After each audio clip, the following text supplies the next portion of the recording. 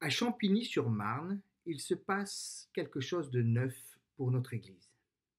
Nous venons de poser la première pierre du grand temple de l'Est parisien. Plus de 800 mètres carrés de locaux flambant neufs vont sortir de terre juste devant une nouvelle gare de métro du Grand Paris.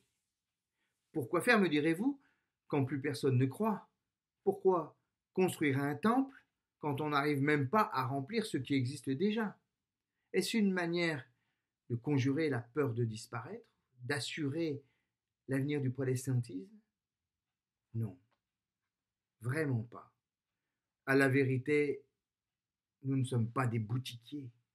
Ce projet n'est pas à notre service parce que de fait, nous n'en avons pas besoin.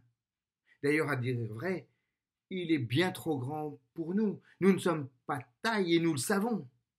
Mais nous y allons quand même. Dieu nous appelle et nous convoque, non pas pour nous bâtir un abri à l'écart du monde, mais un parvis. Non pas un espace à part, mais un espace offert à tous ces gens qui vont sortir du métro tous les jours. Nous sommes comme le Samaritain de la parabole dans l'évangile de Luc. Nous ne pouvons pas et nous ne voulons pas faire comme ces religieux qui détournent le regard pour éviter d'avoir à se salir les mains. Nous voulons et nous décidons de prendre soin de tous ceux que Dieu mettra sur notre route, devant notre porte. Construire à cet endroit-là, c'est une manière que Dieu a choisi de nous assigner à cette tâche.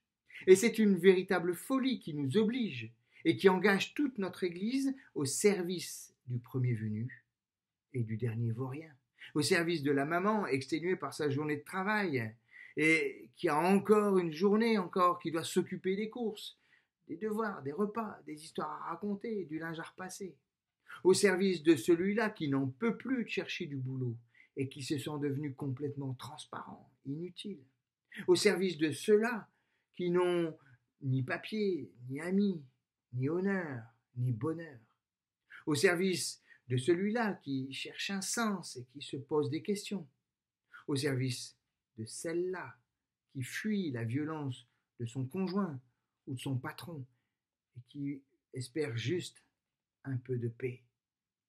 Parce que la vie doit être plus forte que la mort, c'est ce que nous croyons.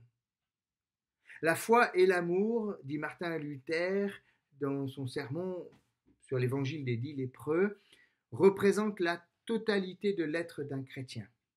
La foi reçoit, l'amour donne. La foi conduit l'homme à Dieu, l'amour le conduit vers les hommes. Par la foi, il se laisse faire du bien par Dieu. Par l'amour, il fait du bien aux hommes. Quand la foi est vraie, elle aime assurément et fait aux autres, dans l'amour, ce que le Christ lui a fait dans la foi.